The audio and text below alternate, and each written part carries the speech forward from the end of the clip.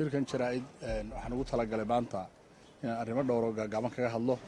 Arrinta ugu muhiimsan ee iminka dalka taala waa arrinta sicir bararka oo ah runtii culays haysta bulshadan. Xukuumadana laga warsugayo sida ay ka yeesho inkastoo ay guddi dirtay oo guddigaas saluug badan laga muujiyey. Xogaha aanu helayno nagu soo kordhaya waxay odhanayaan guddigaasi inuu durbaba u qaadayo tallaabada xaggii aan saxda ahayn. Macnaha waa xaggii ay xukuumaddii hore ku fashilantay iyadu mataqaanaa ay hore u samaysay.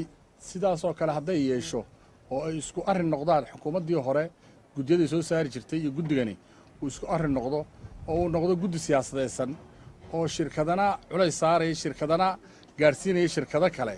Arrintu ay sidaa noqoto sicir barar iyo hawshiisii aan u dhaqaaqin guddigaasi dhibaato keenaya. Dalkan waa ogtihiin kala qaybsanaan baa jirta siyaasadeed, mid waxaa jirta dhaqaale, dhibaato dhaqaalaa jirta, waxaa jirta arrin amni baa jirta oo shalay ugu dambeysay muqdisho hub laga soo gurayo oo arkayseen oo dalkeena lagu soo duulaan yahay. Waxaasoo dhibaato jira waxay u baahan yihiin inaynu si guud u fakarro oo sida gaarka ah ee hoose aynu ka dayno. Sida wada ogtihiinba berigii halgankii SNM laba garab bay ahayd. Garabna garabka madaxweynuhu uu ka mid ahaa buu ahaa, garabna garabka mujaahidiintii kale bay ahaayeen. Waxyaalaha garabka madaxweynaha uu ka midka u dhaqanka waxay ahaayeen inay SNM gudaheeda ka shaqeeyaan oo ku mashquulaan. Waxaad moodaa siyaasadda hadda dalka lagu hogaaminayaan inay tiyoo kala tahay oo ay mashquul ku yihiin arrimaha gudaha Somaliland, halka Somaliland dhibaatooyin waaweyn ay haystaan oo ka mid tahay xoolaha xidhan, sicir bararkii oo sii kacaya, amnigiyo khariban, dalkii gudaha dhibaato ay ka jirto, duulaan lagu soo qaadayo jamhuuriyadda oo jira. Waxaasoo dhan waxay u baahan tahay in si guud looga fekero oo si mataqaanaa ka duwan sida iminka xukuumadda wax u wado looga fekero.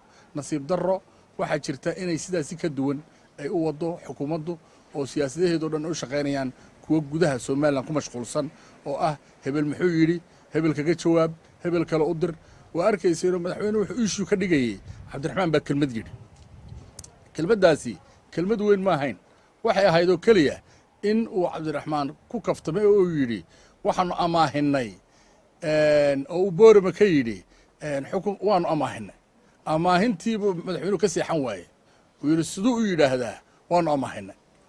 arrintaas waxay noqotay arrin cajiiba, waayo waxyaalo badan oo ka waaweyn ayaa dalka yaallo jawaab u baahnaa oo hadal u baahnaa. arrinkaasi arrin maanta issue dalka yaallo kala qaybsanaanta sii kala fogeynaya ama ummadda sii kala kaxaynta taageeraya ayuu noqday. madaxweynuhuna dee halkaa inuu mataqaanaa shir jaraa'id ka qabto waxa uga wanaagsanaan lahayd inuu ka qabto arrimaha nabadgelyada yaalla. weli tukarraq shirka muu qaban iyo arrimaheeda si gaar ugamuu qaban. waxay u baahnayd in maalintaa hore uu ka hadlay mooyaane waxay u baahnayd inuu si weyn oo sidan ka duwan uga hadlo arrimaha dalka haysta, sicir bararka, dhibaatooyinka jira inuu ka hadlo ayay ahayd. markaa waa dareemaysaan kala qaybsanaantaasina way sii badanaysaa. amniga gudahana waa ogtihiin oo dhibaata ku soo korodhay. waxaan rajeynaya insha allah ilaahay dhibaatooyinka inuu naga dulqaado, xukuumaddeennana uu fahansiiyo in loo baahan yahay maanta in si kore loo fekero oo aan gudaha dalka iyo dadka hoos aan laga fekerin, halkaa laga fekerin.